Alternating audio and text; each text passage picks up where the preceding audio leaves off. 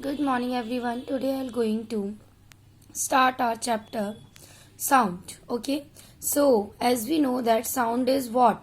Every day we hear sounds from various sources like humans, bird, bells, machines, vehicles, televisions, radios. So what is this? So sound is a form of energy which produces a sensation of hearing in our ears. Okay, तो sound क्या है? एक ऐसी form of energy है जो कि sensation produce करती है हमारी ईयर्स तक सुनने के लिए. ओके, अब यहाँ पर अदर फॉर्म्स ऑफ एनर्जी भी आती है, जैसे कि mechanical energy, heat energy, light energy. ठीक है, तो हम इन सब के बारे में प्रीवियस चैप्टर में पढ़ चुके हैं, राइट. अब हमने ये भी पढ़ा था कि कंजर्वेशन ऑफ एनर्जी क्या कहता है, that neither be created not be destroy, it can only transfer from one place to another. Okay, तो हम जो एनर्जी है उसे ना तो क्रिएट कर सकते हैं ना डिस्ट्रॉय कर सकते हैं. ठीक है, इसे केवल चेंज कर सकते हैं एक फॉर्म से अनदर फॉर्म में, राइट.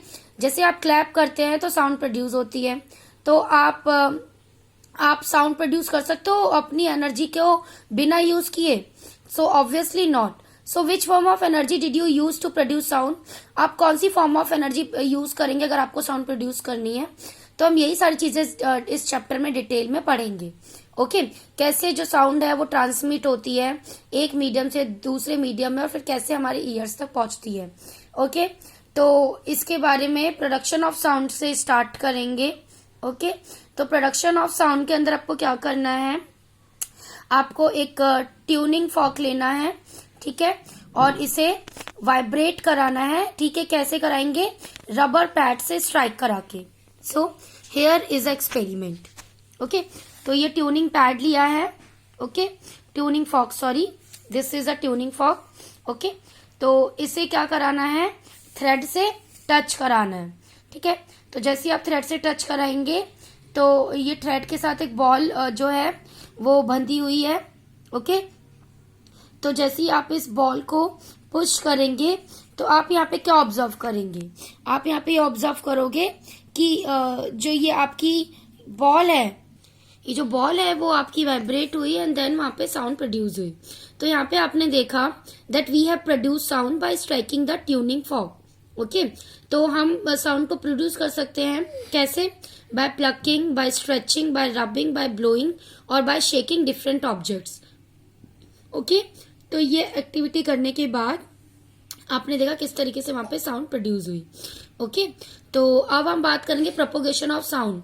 तो प्रोपोगेशन ऑफ साउंड क्या कहता है कि साउंड जो होती है it is produce by vibrating objects, यानी जब ऑब्जेक्ट वाइब्रेट होते हैं तभी साउंड प्रोड्यूस होती है. ओके, जो मैटर होता है, जो सब्सटेंस होता है जिसके थ्रू साउंड जो होती है वो ट्रांसमिट होती है, उसे बोलते हैं medium. Okay, what is medium? Through which sound is transmitted. Okay, it can be solid, liquid और गैस, एनीथिंग. साउंड जो होती है it moves through a medium from the point of generation to the listener.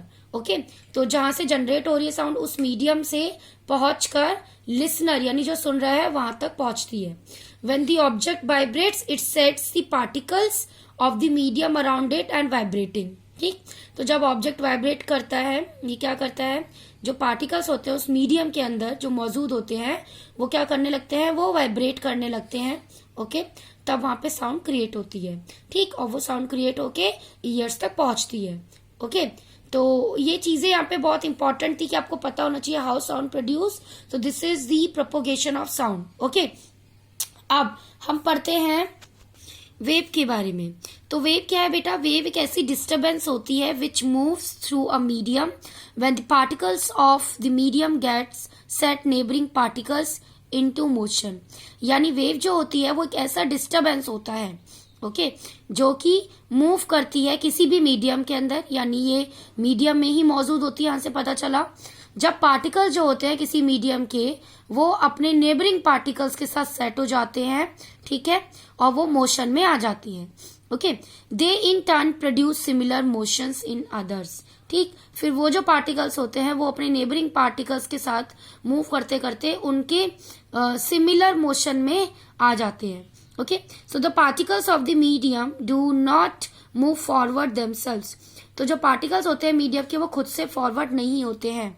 ठीक है, but जो disturbance होती है उनकी वजह से वो आगे आती है.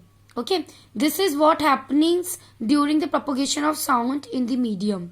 Hence sound can be visualized as a wave. तो इसीलिए sound को visualize किया जाता है as a wave because sound waves are characterized by the motion of the particles in the medium and are called mechanical waves. Okay, तो air जो होता है वो सबसे ज्यादा common medium होता है जिसके थ्रू sound जो होती है वो travel करती है.